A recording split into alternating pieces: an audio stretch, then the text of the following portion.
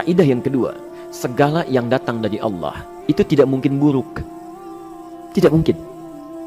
Kenapa kita diminta untuk taat dengan mutlak? Karena segala yang datang dari Allah pasti baik. Ya, pasti baik. Karena Allah menurunkan segala maslahat sesuai kebutuhan kita. Cuma manusia kadang-kadang, maaf, menginginkan sesuatu dengan pikiran pendeknya yang bukan kebutuhannya. Al-Baqarah 216. Agak pelan-pelan kita ya.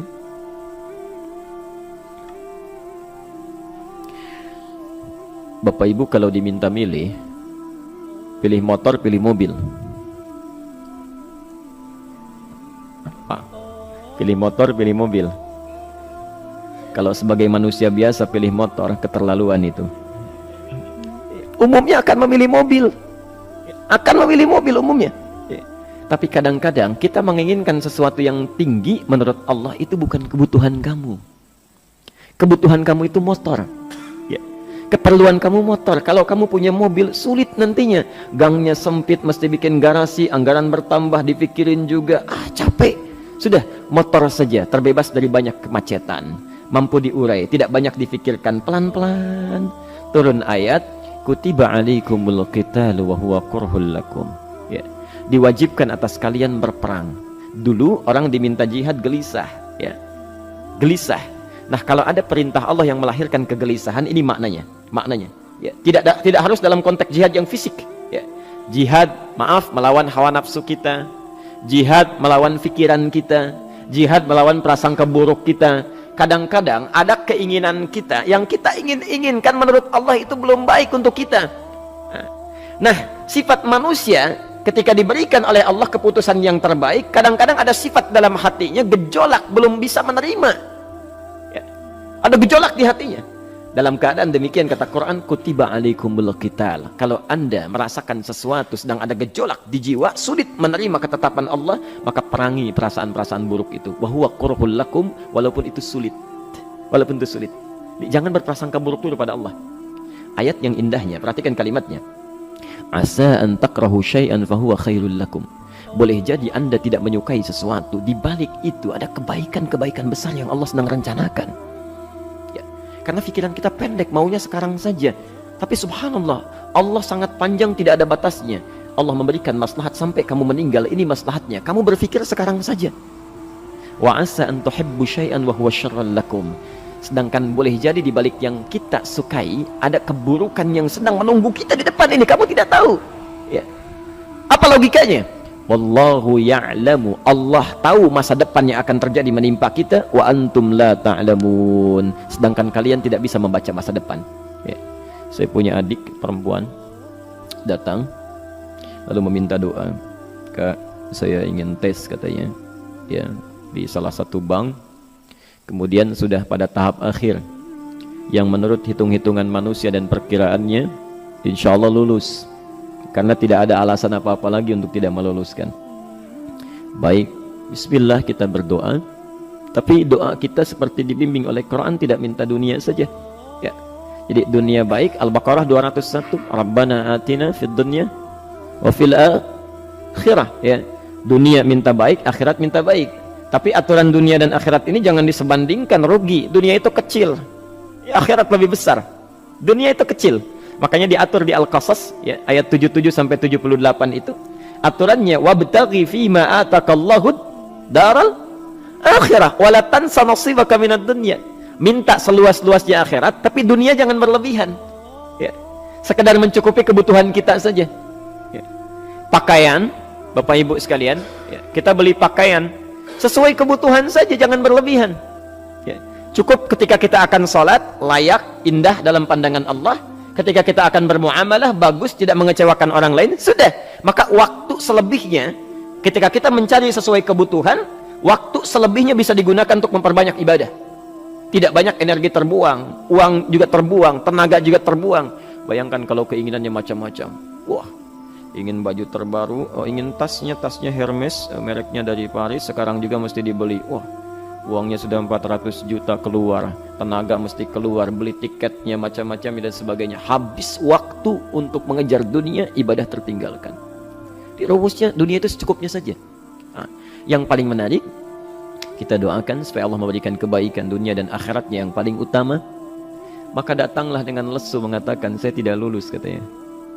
Kenapa? Saya bilang, saya tidak tahu, saya sudah berusaha. Tapi konon kabarnya, saingan saya adalah anak salah satu pejabat. Masya Allah. Saya bilang, kamu jangan bersedih. Kamu menginginkan sesuatu dengan pikiran pendek, Allah pasti memberikan yang terbaik yang tidak terlukiskan nanti. Subhanallah. Pekan beberapa hari setelah itu, muncul berita, ternyata dia diterima di bank syariah. Ya. Dia menginginkan sesuatu yang diinginkan, Allah menginginkan lebih dari apa yang dia harapkan. Dikasih bank syariah, di situ terjaga, meningkat keagamaannya, terjaga hijabnya, segalanya, dan disitulah kemudian diarahkan untuk menemukan jodohnya. Masya Allah. Dia berpikir saat itu Allah merencanakan masa depannya. Ya. Jadi apa yang Allah sudah rencanakan pasti baik, Pak, Bu. Jadi tadi dari salat subuh yang pertama kali ingin disampaikan adalah, coba dilihat sampai subuh ini, adakah aturan Allah dan Rasulnya yang sampai subuh ini pernah kita langgar, pernah kita ragukan. Barangkali itu yang membuat kehidupan kita sulit. Ya. Allah, Rasul membuat aturan. Dan ada 4 tipikal orang, ya, 4 tipikal orang bila dihubungkan dengan aturan yang Allah dan Rasul sudah buat itu. 1, ada yang ikut aturan. Maka orang seperti ini kata Quran, yuridullahu bikumul yusra wala yuridu bikumul usra. Al-Baqarah 185. Allah menginginkan kemudahan, tidak menghendaki kesulitan dalam hidupmu. Ya. Maka dibuat aturan, yang ikut aturan Allah pasti mudah hidupnya. Ya, pasti mudah hidupnya. Ya. Rizkinya mudah, hidupnya mudah, nyaman, enak. Ya. 1, ada yang ikut aturan. Yang kedua, ada yang keluar aturan. Ya. Ini pasti repot. Pasti repot. Di awal-awal seperti menyenangkan, ujung-ujungnya repot. Allah bilang, jujur, jangan berdusta. Kalau dusta celaka. Wailul lil mukadzibin. Celaka bagi para pendusta. Dia keluar aturan, dia berdusta. Awal-awal memang nikmat. Besok. Ya. Pak, ini amplop siapa ya? Ya. Maaf Pak, ini amplop memang ini khusus Pak, anggaran tertentu, tidak ada kaitan dengan proyek ini. Padahal ada kaitan dengan proyek, dia sisihkan untuk kepentingan pribadinya. Bohong. Saat itu merasakan enak dapat tambahan, besok-besok dikejar-kejar sama aparat kepolisian. Ya. Celaka.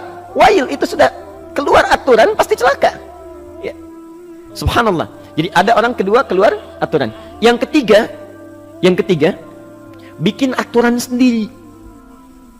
Dikasih aturan, dia bikin aturan sendiri. Subhanallah. Kalau sakit dibuat ketentuan. Sakit pertama kalau biasa-biasa saja, ya subhanallah, ikhtiarnya pergi ke dokter. Seorang sahabat datang kepada Rasulullah, ya Rasulullah saya sakit, tolong doakan saya. Kata Nabi, idzhab ila tabib, pergi ke dokter. Ini orang pintar sekali. Kata orang ini, ya Rasulullah, Anda kan Nabi Rasul, angkat tangan Anda, Allah kan maha menyembuhkan, nanti Allah sembuhkan saya.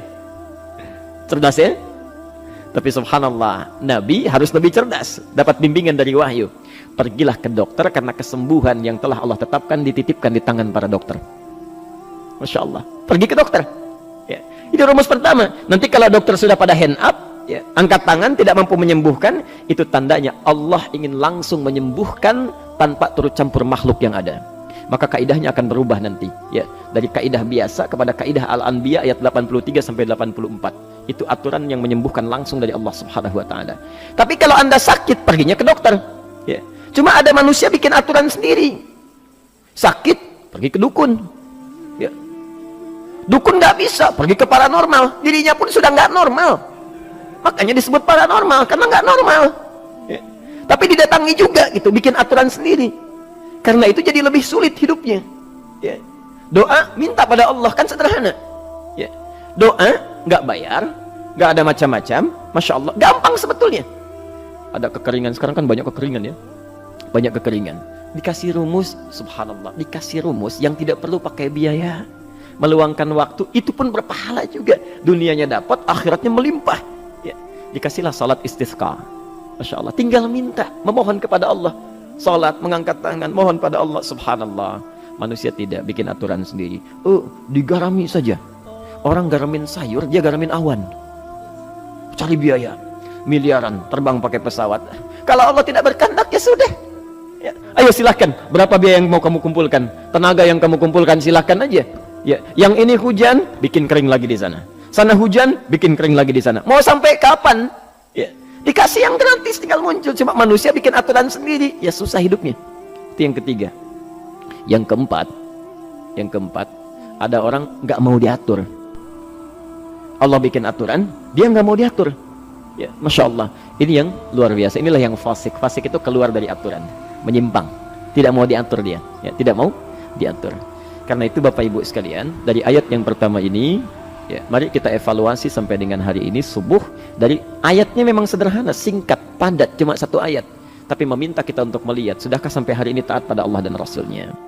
Yang kedua, ketaatan kita apakah selalu ragu atau sudah melahirkan keyakinan yang paripurna? Ya.